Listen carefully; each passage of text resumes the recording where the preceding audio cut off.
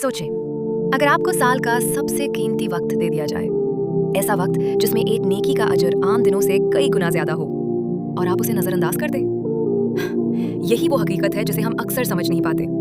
रसूलुल्लाह सल्लल्लाहु अलैहि वसल्लम ने फरमाया, जुल्हिज्जा के 10 दिनों में नेक अमल अल्लाह को जितना महबूब है, किसी और दिनों में नहीं। ये वो दिन है जब आसमान की रहमतें खुलती हैं, जब एक छोटा सा जिक्र भी पहाड़ों जितना अजर बन सकता है। या रसूलुल्लाह सल्लल्लाहु अलैहि वसल्लम, क्या जिहाद भी नहीं?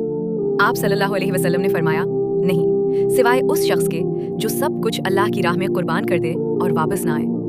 यानी सोचें, जिहाद जैसा अजीम अमल भी उन दिनों के मुकाबले में कम हो जाता है, तो फिर हमारी आम नेकियां कितनी कीमती होंगी।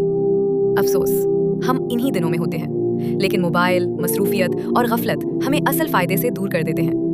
मगर अल्लाह हमें मौका देता है, बार बार याद दिलाता है। और सवाल ये है, क्या हम इस बार भी इसी तरह गुजर जाने देंगे, या फिर हम इन 10 दिनों को अपनी जिंदगी का टर्निंग पॉइंट बनाएंगे?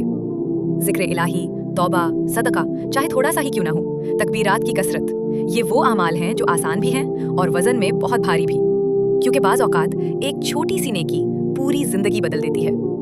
अगर आप चाहते हैं कि इन 10 दिनों में सबसे ताकतवर अमल क्या है और इसकी तफसील जानना चाहते हैं, तो कमेंट में लिखें एपिसोड 2।